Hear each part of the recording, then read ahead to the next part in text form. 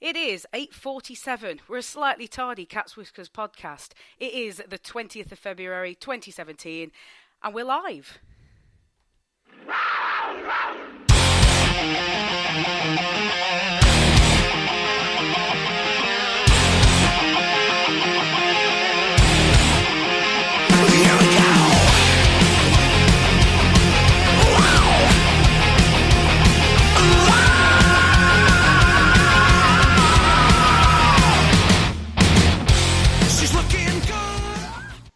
Hello and welcome to Monday night's Cats Whiskers podcast. My name is Tina Taylor and tonight we are going to be discussing our home and home series against the Coventry Blaze.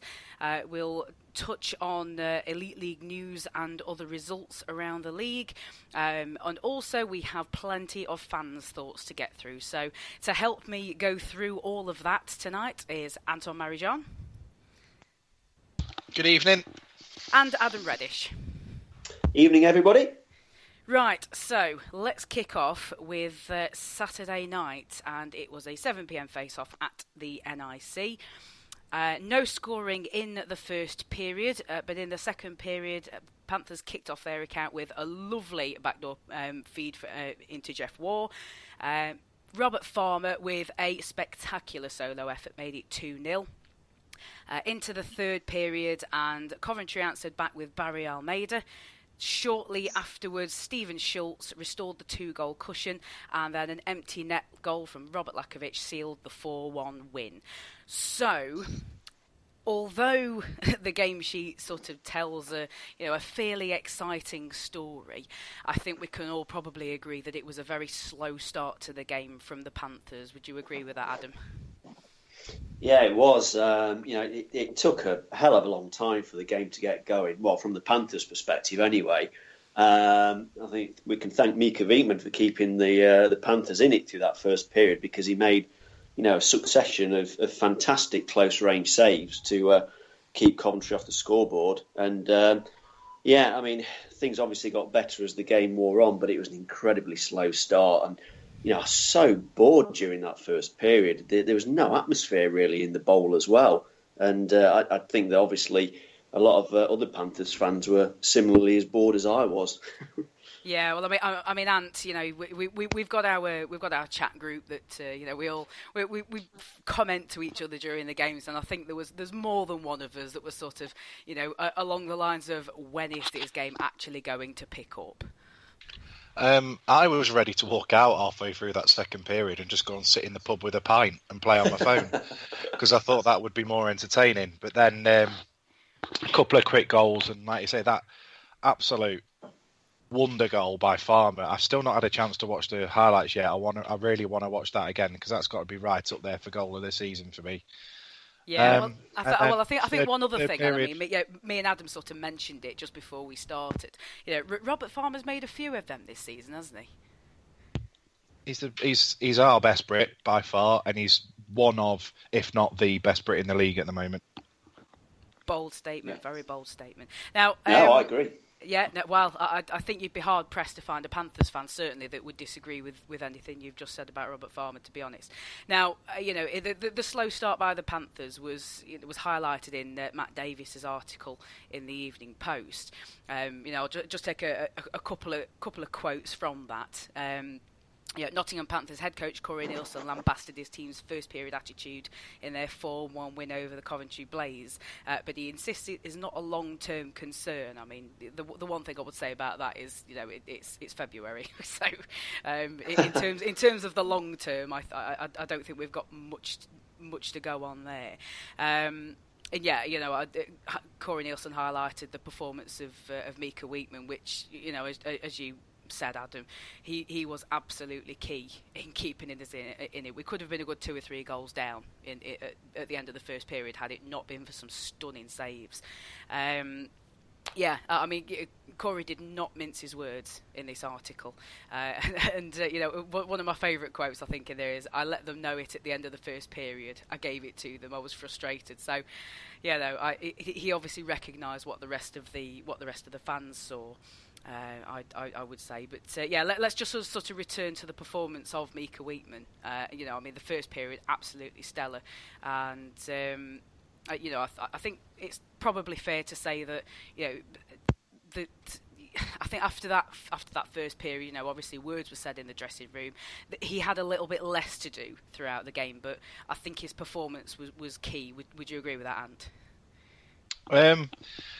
When he's on, he's one of the best in the league. He's right up there, and he was on Saturday.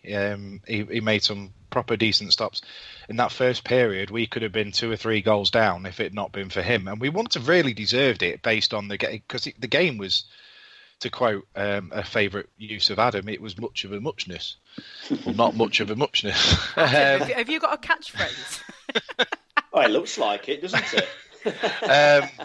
it? Nothing really happened, but the Blaze had the better of the opportunities, and they outshot us as well, didn't they? In the first, by quite some way. Wheatman was on form. It's great to see, and he's a big game player, and I just hope that he can do this in the lead up to the playoffs, and maybe we can snatch something out of nowhere.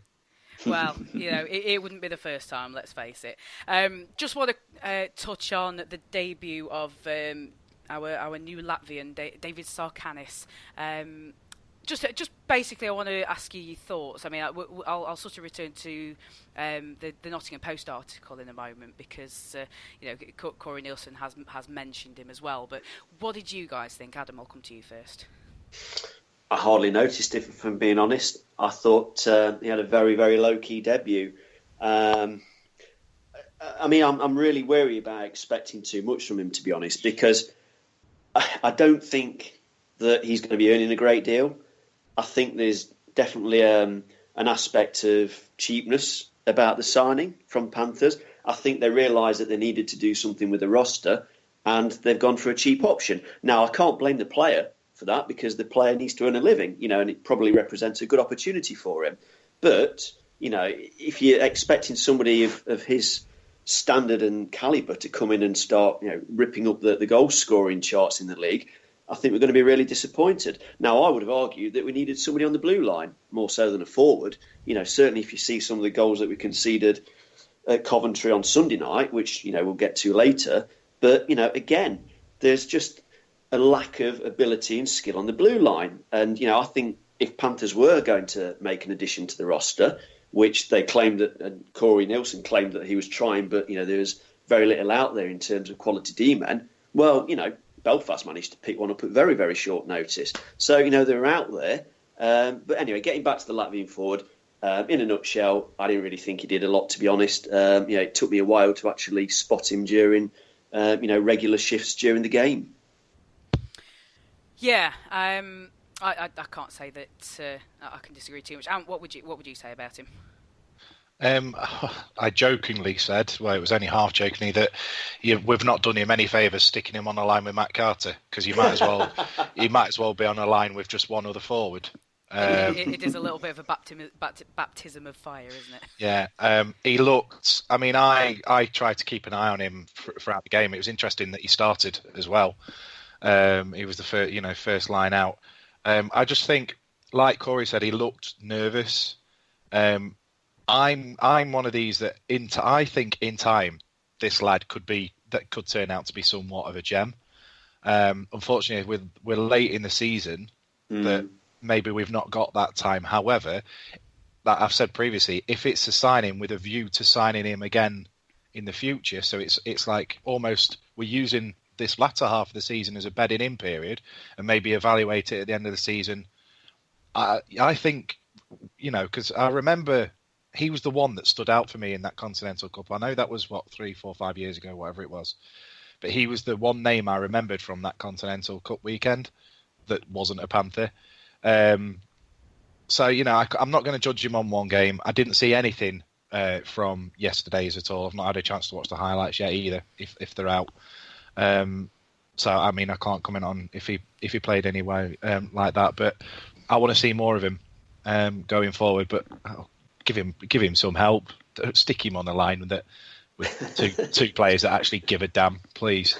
Well, I mean, the one thing I would possibly say about the line that he ended up on, and the fact that people probably didn't notice him. Yes, there was probably a hint of nerves, but just sort of going back to the team sheet, unless I've counted wrong, we only had 11 forwards, so there was an awful lot of squad rotation going on for the whole night, I think.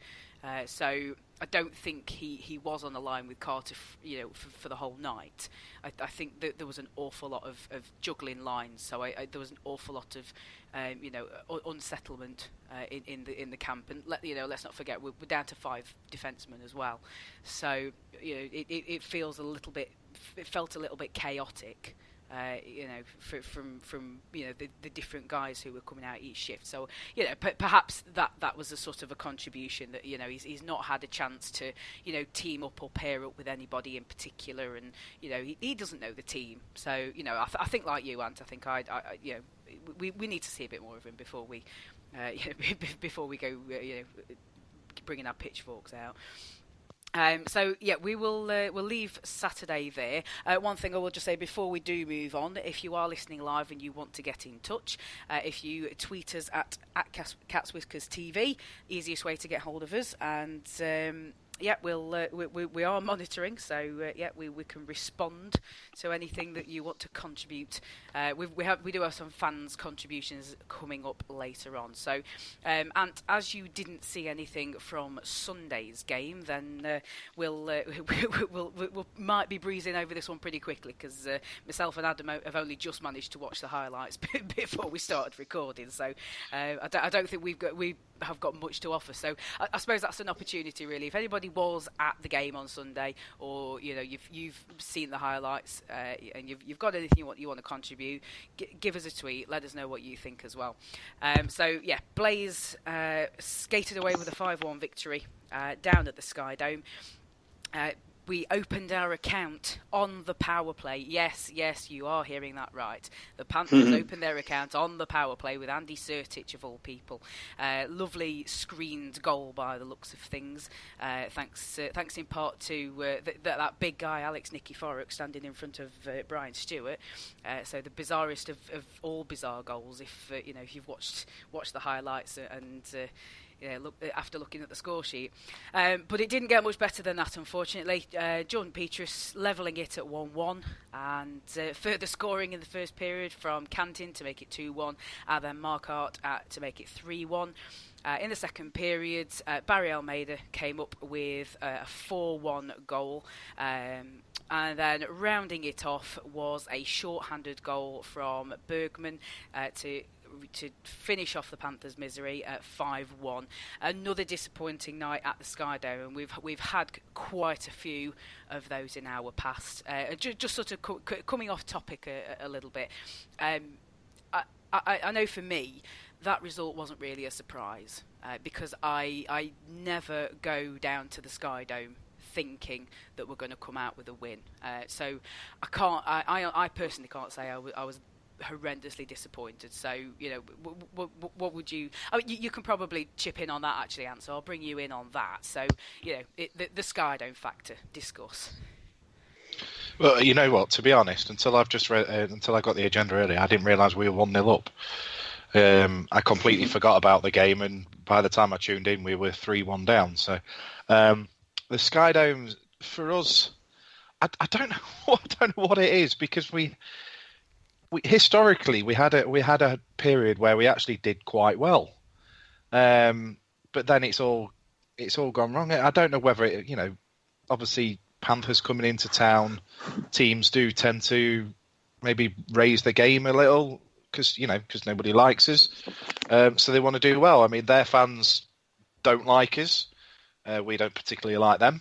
There is a history there, so their team is, if they're going to be up for anything, it's going to be games against us and probably Cardiff. But as well, I think maybe part of it, are we doing everything possible to avoid Sheffield in the playoffs? hence the .50 hockey that we're playing at the moment. I just don't know. Well, that's probably a discussion for another day, to be honest. We'll see what first couple of weeks in March brings, really. Yeah, Adam. So, just your thoughts, the SkyDome factor. Well, yeah, I mean, I totally take on board all the points that Ant's made about the fact that it can be quite a hostile ring, when it's full. And I know that the crowd yesterday was 2,500 odd, which is another great crowd for the Coventry organisation. And yeah, it can be a feisty place. There's certainly no love lost between the two sets of fans, which just gives the games an extra bit of spice. But this year it's quite odd because I'm fairly certain, without having the results and scores to hand, other teams, other big teams, have gone into that building and had very few problems. So do we have to look at the coaching? Do we have the right sort of strategy to go in and play against that Coventry roster? It just seems like every time we go there, it's a struggle. And, is it the new sort of realism that we have to expect that games against a ninth place team, which they are, I think, are they still ninth through Dundee? I think Dundee's still ninth. Yeah, they're it's still very sort close. Of in a bottom of the table dogfight. Yeah, but either way, eighth or ninth, they're still a poor team. At this stage of the season, you're not down there because of bad luck. You're down there because you're generally a bad roster. So why do we keep struggling down there? I really think that you need to look at the coaching, the strategies that we employ when we're in that building, because it just seems like we don't have an answer, and we're letting Danny Stewart outcoach Corey Nielsen time and time again. Well, yes. I mean, there's been several different coaches that I've seen in my short time as a Panthers fan down at the SkyDome, but I think it was sort of, and I always remember this because I was sort of in line with where it happened. I can always remember Danny Myers putting a puck out of play for a delay of game penalty when we were something like 4 goals down in the SkyDome, and his face just said it all. It was just despair all over his face, and that's one of my overriding memories, unfortunately, of one of my very first visits down to Coventry. Before we sort of tackle the game itself, some geezer called Jono Bullard has got in touch with us. He says there's nothing to offer. We were absolutely terrible. Fair play to the Blaze though, clinical in front of the net. I know Jono was watching the game last night. I mean, one of the things, just to touch on one of Jono's points, 2 of Coventry's goals were scored on the power play. Traditionally speaking, I mean, for me personally, I haven't been worried about our penalty kill, but it seems, that the Coventry Blaze had the right can opener to get through the team. But just in terms of special teams, I think that has been picked up on. So as I'm sort of talking about special teams, we'll sort of jiggle around with the agenda a little bit. Corey Nielsen did mention the special teams in his post-match interview on the Panthers website. So, I mean, we can't have failed to notice how bad is our power play, Ant? It's pish. I like your pre-watershed. Your pre-watershed amendment of a swear word there. Good effort. Well done. It's gone 9 o'clock. I can say whatever the bleep I want. The internet has no watershed, my friend. Just remember that. No, it's you know what, the power play, the penalty kill.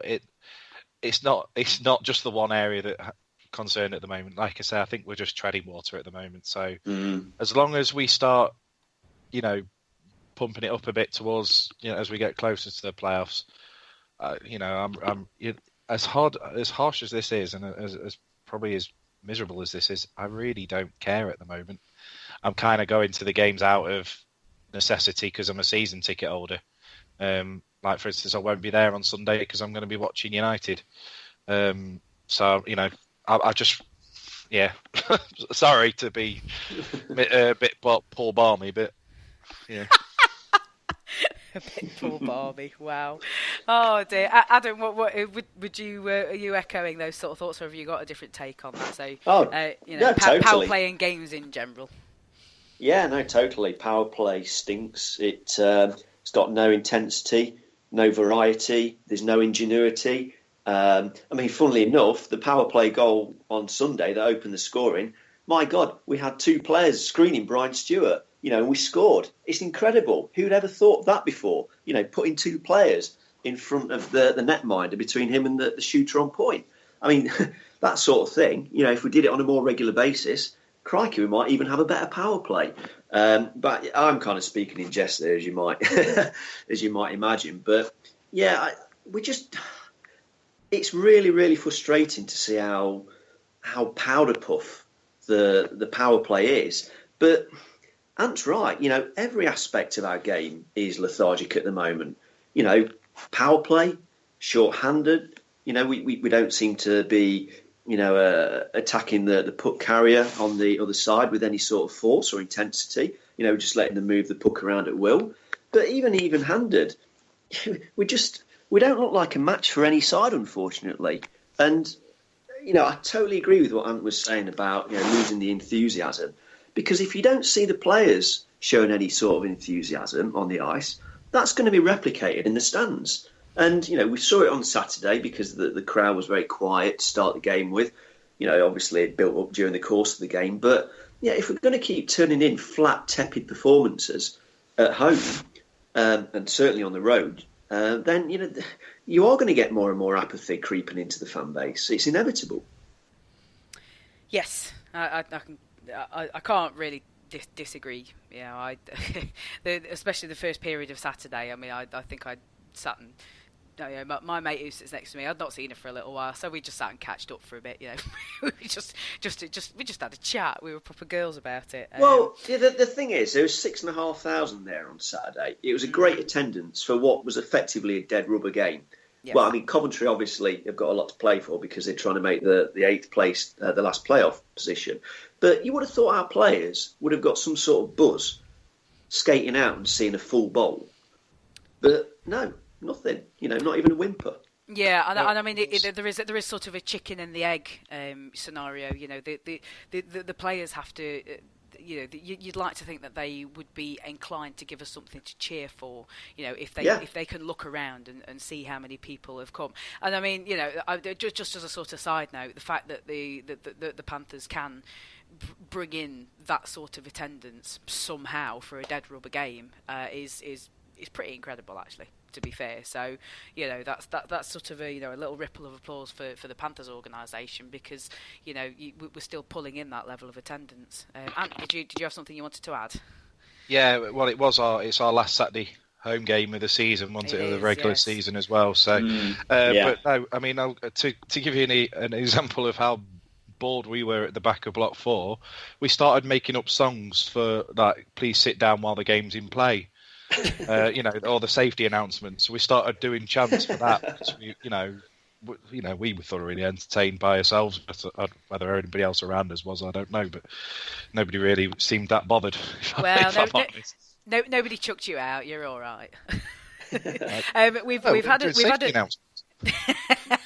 Yeah, that's why it's not there on Sunday. It's been banned. Yes. Yeah, definitely. We've had a tweet in. Now, I'm assuming this is in reference to Saturday, because I'm not sure we can really comment on Sunday. But Wide Boy Junior is tweeted in, and he says, "What was your thoughts on the reffing display?" So, anything from that gentleman? Not really. No, I don't think that the reffing was particularly bad. I mean, obviously I can only speak about Saturday because I didn't see the game live on Sunday, but, I didn't walk away from that game thinking, my God, the officiating was absolutely abject and dire. That's our team. No, the officiating, I don't think you can really look in that direction for, any sort of blame. I thought the officiating was okay, to be honest. Yeah, it was quite sad that I was quite excited to see Hicks was the ref because I don't think we've had him for a while. That is only that's only the third time this season that we've actually had Michael Hicks as a referee, and I think both the other times were actually in Cardiff. So I think that is somebody can correct me if they wish, but I think Saturday night was the furthest he's travelled this season. He doesn't seem to leave Cardiff these days. Again, correct me if I'm wrong, but for the conspiracy theorists, then it's all like, we don't use his shirt company anymore, so he's not going to come and referee a game for us. No conflicts of interest. Right.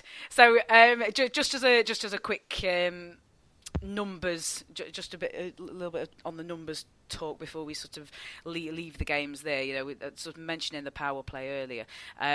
This month it's been quite worrying. We have had, let me just count that up, 24 attempts, scored 3 goals, and conceded a short-handed goal at the hands of the Coventry Blaze yesterday. So I think that is, personally, I think that's particularly worrying. But we've talked about the special teams. So unless any of you gentlemen have anything you would like to add about the games this weekend, we shall move on. Nope, nothing from me. Nothing from me. Jolly good. Right, okay, so thank you very much for sending in your fans' thoughts today. These have all rolled in from Twitter. Apologies if I've missed anything from any other social media medium, as it were. Top of the shop is a tweet from Ben Royal. Now, I shall substitute Ben's opening comment with rubbish. Make of that what you will. We just basically asked for thoughts on this weekend's games. Ben Royal tweeted in with too many players not putting a shift in, which is hanging Weekman and Passel out to dry. Now, I did see quite a few tweets on various forums and on my Twitter feed, particularly on Sunday. I mean, obviously Saturday speaks for itself because we've already talked about how Weekman bailed us out in the first period, but Sunday there were a few tweets from people watching the webcast or at the game that our players could have done a bit more to protect Passel. Either of you guys see anything along those sort of lines? I saw quite a lot of tweets from Coventry side saying, the how flat the team seemed, and Corey didn't really seem to want to change anything, and they were praising our fans for actually turning up because apparently our fans turned up in numbers. Well, that's that. One thing I will say about our fan base, we do tend to travel fairly well, work commitments permitting and distance, what have you. I think so. Yeah, if you went down to Coventry on Sunday, I salute you. I really do. Jerome Lucy got in touch and he said, well, all the P's, of course, no players, no passion, no precision, no power play, no passing, no protection, no point. Hey, oh. Lots of P's in that. So that's a very unhappy Panthers fan there. WJM, now this I think this is starting to come up quite frequently, unfortunately. And it's a big discussion point. He says, time for Nielsen to go, I'm afraid. Been a great coach, but we've become stale. I'll just ask for. I don't want to, because we've sort of talked the coaching situation to death over the last few weeks, I think, but just your quick thoughts on maybe the second part of that statement, that we've become stale. What would you say to that, guys? I agree. I think that the organisation in general is stale. I think ever since we won the Continental Cup, which is a fantastic achievement, we've had this mission accomplished sort of mentality, and complacency has creeped in. You can see it all over the ice, and I think it's even, sadly, transmitted itself to behind the bench as well, because Nielsen is the man to try and provoke a bit of a response from these players, but except for 4 or 5 of them, nobody seems to be really going that extra mile to put the good performances in, put the hard work in, and entertain a very loyal fan base that turns up in numbers, home and away every week. Ant, anything to add in on that? No, it's a point that we've discussed many a time, and we probably will discuss again in the future. Yes, it is stale. I'm not convinced it's solely down to Corey. No, I don't. I think there's a lot more to it, and it's just really, really sad to me, and it's really upsetting that we had a league-winning team. We finally got the monkey off our back, and then we've just gone, well, we've done that. We can tick that off our list. Let's go back to what else can we do now? Let's forget about the league. And that's the thing that frustrates and saddens me the most. Yeah. I think that is. I look at the Panthers and I see massive, massive parallels with Arsenal in football. You know, it's taken them ages and ages since they last won the league to even be remotely competitive at the top of the Premier League. And now people are inevitably starting to question Arsene Wenger's future.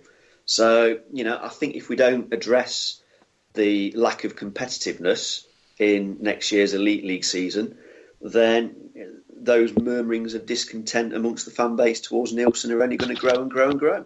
I actually like it as more to Blackburn Rovers than Arsenal, to be honest.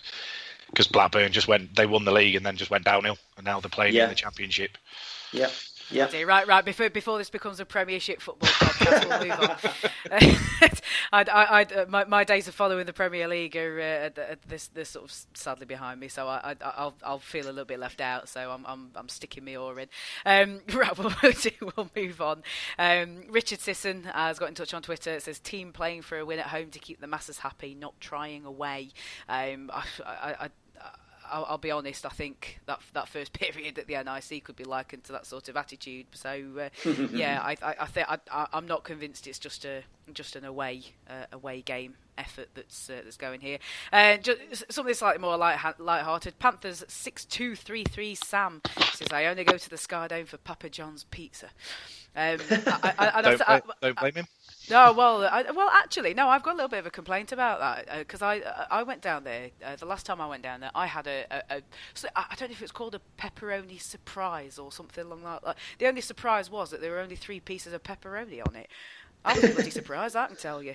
That's Coventry for you, but I assure you, the Papa John's that's round the corner from me is bloody brilliant.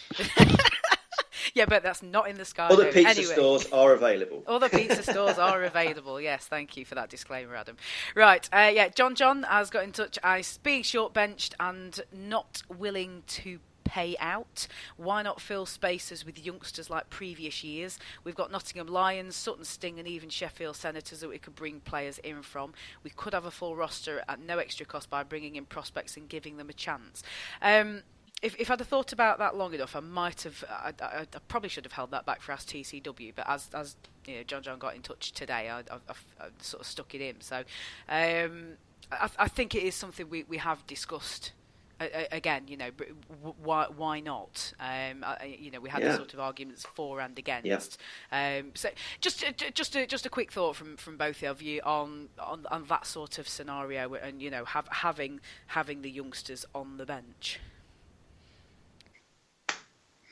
Well, it's great experience. You know, you get to see pro level elite hockey first hand in front of you and be involved in everything that goes with it. I can't see what the disadvantages would be. You know, if you're, say, getting to 5 or 6 nil up, or you know you've got a lot of distance between you and the opposition, you can maybe even give them a few shifts towards the end of a game, and hopefully whet their appetite for more and make them want to progress further in their own personal game, but also maybe try out for a full-time contract. And I absolutely agree with the tweet about having spaces on the roster. It does nobody any good at all. You know, we're running guys into the ground, because of our unwillingness to replace people that are injured quickly. And, maybe that might be a contributory factor to why we've fared so averagely in the league this season. I don't know. But, I can't help but think that more needs to be done to create better links between the Nottingham Panthers and junior organisations, whether it's the Lions or Sutton or even Sheffield, dare I say. But, we've got to try and get a clear roadmap from junior hockey through to full-on pro elite league hockey at the Panthers, because at the moment there doesn't appear to be a path through. And for a club of the Panthers' size, that is quite shameful, if I'm being honest. Yeah, Ant, anything to add on that? Adam's pretty much nailed a nail on head for me, and I'd like somebody to ask that question tomorrow. Yeah. Adam, you're up. Right, yeah, couple more. We'll... from Andy B, he says they are frustrating as hell this season, as we have seen how well they can play. So why the inconsistency?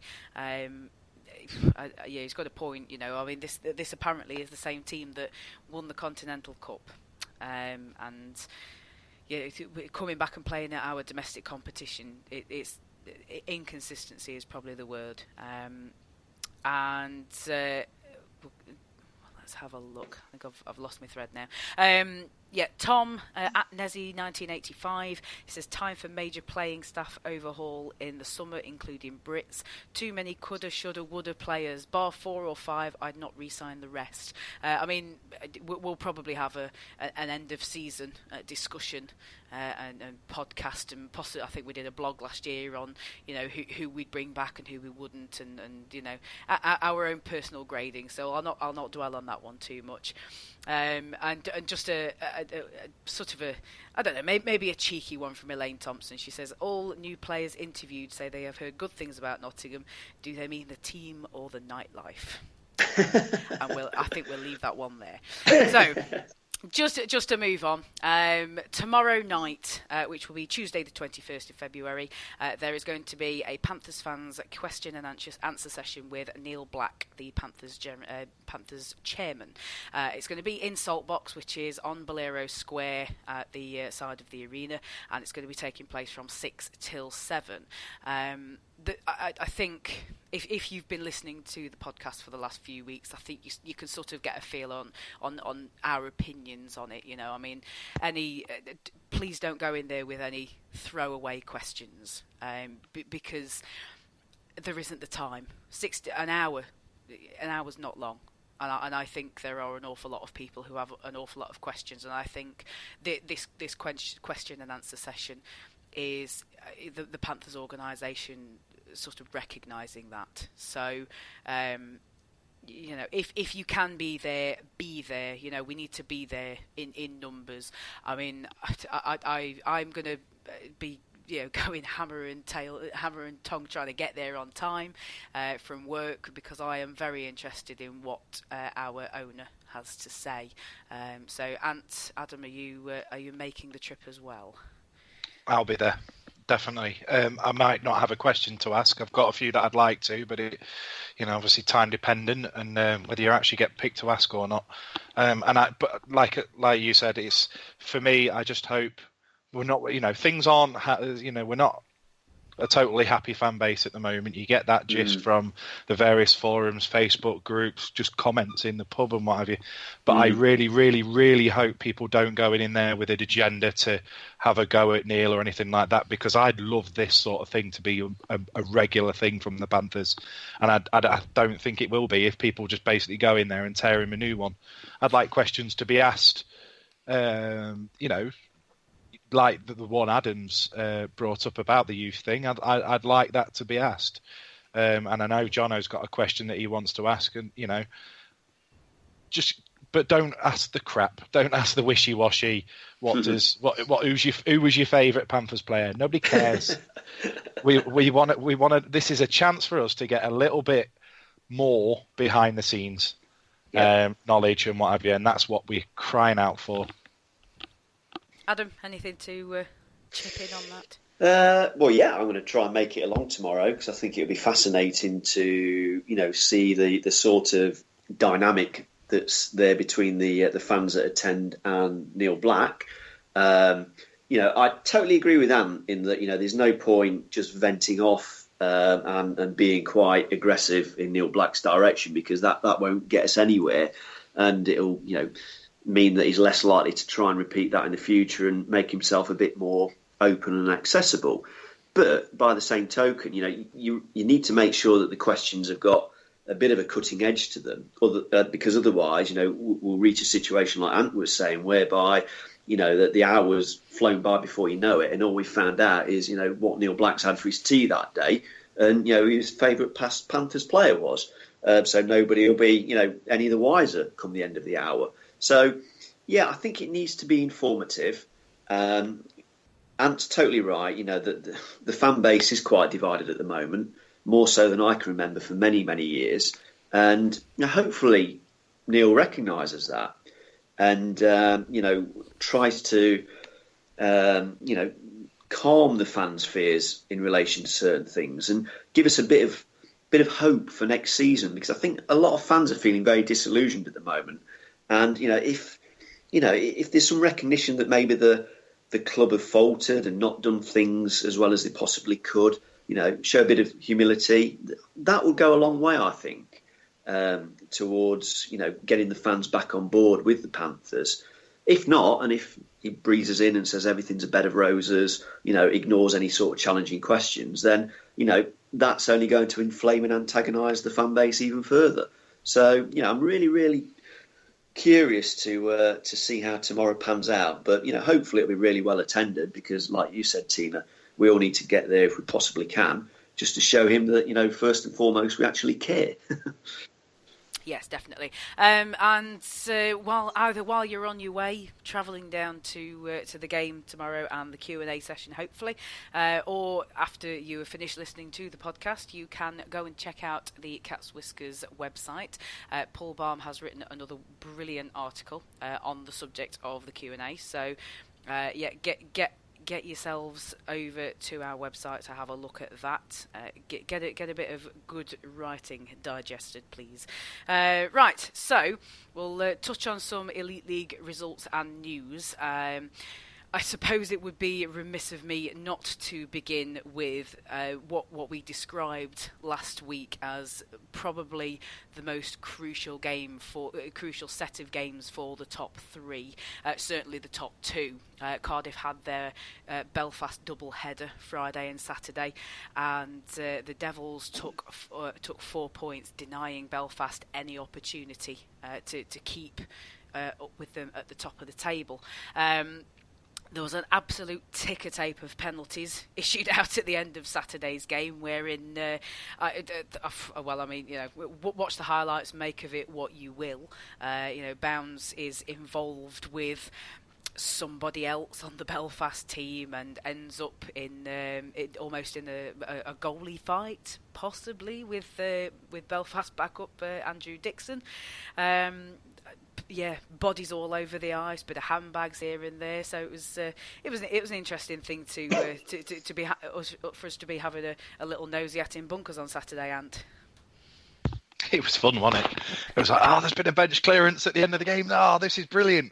Yes, it's I would expect to see one or two bans coming out of it. I know it looks to me like Bound starts off by throwing his blocker at a couple of Belfast players, which is a big no-no. Maybe, but it's nice to see that sort of passion that still exists in the game, to be fair. That sort of bit of nastiness, I don't want bench clearances every week and what have you, because then they just become boring. But just once in a while, something daft happens. And, these are two teams. Belfast clearly not happy that the fact that they've just lost 2 games in a row at home to Cardiff. And, some of the players are mardy about it, but to me that shows that they care. And, oh God, just for that sort of passion at a Panthers game at the moment would be brilliant. Yes. Well, obviously that has given the Devils a massive advantage again. They've had, a big gap of points which they have seen eaten away at, and they've lost games at crucial times earlier in the season. But at this point in the season, Adam, you've got to feel now it's advantage Cardiff. You do, and I think I need to eat a bit of humble pie, because I remember 3 or 4 weeks ago when I was on this podcast saying that I thought Cardiff were going to implode and collapse, because I'd seen that points gap that they'd built up in the start of the season quickly erode almost down to nothing. But, you've got to give Cardiff credit to go over to Belfast and win both games over there. Definitely puts them in pole position now. And, I just think that that's going to be so deflating for Belfast, knowing that they had a golden opportunity to win both games and, really exert themselves at the top of the table, that, I don't know whether Belfast are going to be able to pick themselves up off the floor. Ant's right. It's great to see that the players care, with the altercation at the end of the game on Saturday. But, is it a case of too little too late? I don't know. Only time will tell. But, it looks like it's Cardiff's to lose now. Yeah, I mean, one thing I will just say, Adam, just to kind of back you up there, never underestimate Cardiff's expert level at bridesmaid mode. I think we've seen quite a few times that they've kind of been there or thereabouts and haven't quite managed to stick the knife in. But it looks like that, you know, they may just have given themselves enough breathing space at the right end of the season, I would say. Just a couple of other series just to pick out. Clan's only game of the weekend saw them beat the Flyers 8-5, and unless I'm very much mistaken, they may have a game left, but currently it's looking like the Clan are going to sweep the Flyers in their series. So despite the sort of overall league form probably being below what we'd expect of them, I think their in-conference form has been pretty spectacular. So that's another valuable 2 points for them. Steelers getting the best of the War of the Roses home-and-home series over the weekend. Manchester did manage to scrape an overtime point, but it was a very controversial goal, so I am told. The ref sort of gave it, but the Manchester faithful, who were at that end of the ice, are convinced it did not go in. So again, goal line technology. We're tapping our fingers on the table and we're still waiting. Hashtag GLT. Hashtag GLT. Let's get that one trending. If it coming up to the next Elite League board meeting, I think. Dundee getting a much needed 4-point weekend. They definitely need that because they are still in a bit of a dogfight with Coventry and Edinburgh at the bottom of the table. That is looking very tight down there. So it's kind of. It's starting to look like a bit of an F1 race now. Lewis Hamilton's been in. He's done his pits. He's been in. He's got his right tyres on, and he's steaming ahead. And you've got a bit of jostling for position going on behind him. So it's looking fascinating at the bottom of the table for who's going to get that 8th spot. Watch with interest. Just a couple of things on sort of games remaining in the running. Anta's very kindly put together a little table here. I do like how you've included the Steelers in this. I think even the most diehard of Steelers fans would have to question if they're going to be able to make it 3 in a row. But interestingly, the Devils do still have games against games against Belfast. The Giants have got 3 games remaining with us. We're yet to have our double header over there. That's sort of middle of March time. So there's quite a few big hitters still left to play each other. I think Coventry are sort of. They're going to be looking to take some scalps. They've got 2 games left against the Steelers, 1 against the Giants and 1 against the Devils. So I think there's a bit of interest in that table. Was there anything else in your table, Ant, that you wanted to just pick out? No, for me, I mean, everybody keeps going on about so-called weaker conferences and what have you. And it's not for me, but it does interest me that out of all the remaining games, Cardiff have got the most against the other conference. They obviously get to play Dundee, Edinburgh, Fife and Manchester one more time. Giants have only got 2 games left, and Sheffield have got 3 games left.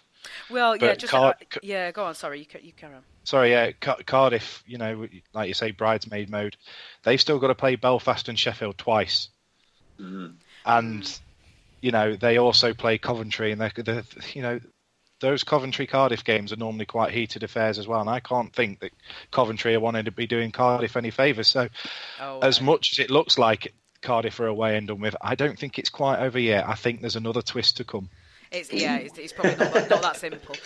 Just a quick, just to sort of back you up, I don't know, either way, back you up or not on your point against Cardiff versus the Gardner Conference.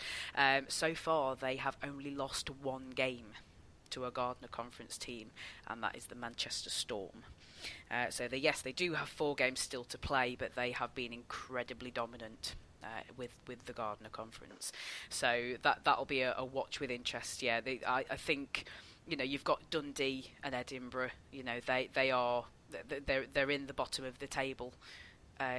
clamour for that last playoff position. So, yeah, nobody's going to do Cardiff any favours, and nobody is a gimme. And obviously, like we've sort of touched on, I think you mentioned it, and there may or may not be some bans to come from Saturday night shenanigans over at the SSE. Right, so, gentlemen, unless you have anything further that you wish to add, I think it's probably time to be wrapping up. No, nothing more from me. Fab. Right. Okie dokie. Just a quick reminder, everybody, we have Ask TCW on Wednesday. You can send in your questions via Twitter.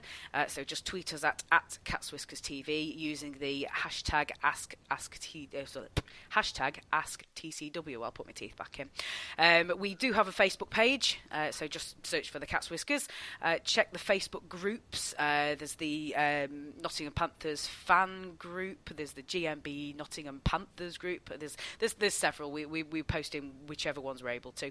There is a dedicated thread on the Cage forum. You can leave us a question in there. We check that periodically. And also you can send us an email to tcwonlinetv@gmail.com. So, yes, Wednesday. Hopefully, nice and punctual like. But we shall see. But round about 8:45 as usual.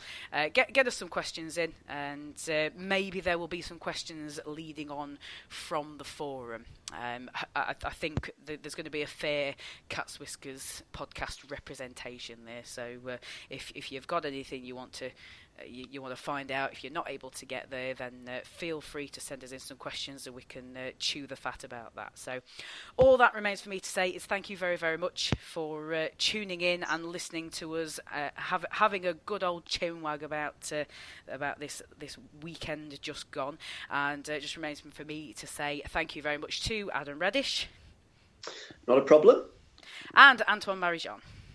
Thank you, Tina. Thank you, Adam. Thank you, folks. And if I don't see you Fruit Week, I'll see you Fruit Window. Thank you very much. Ta-ta.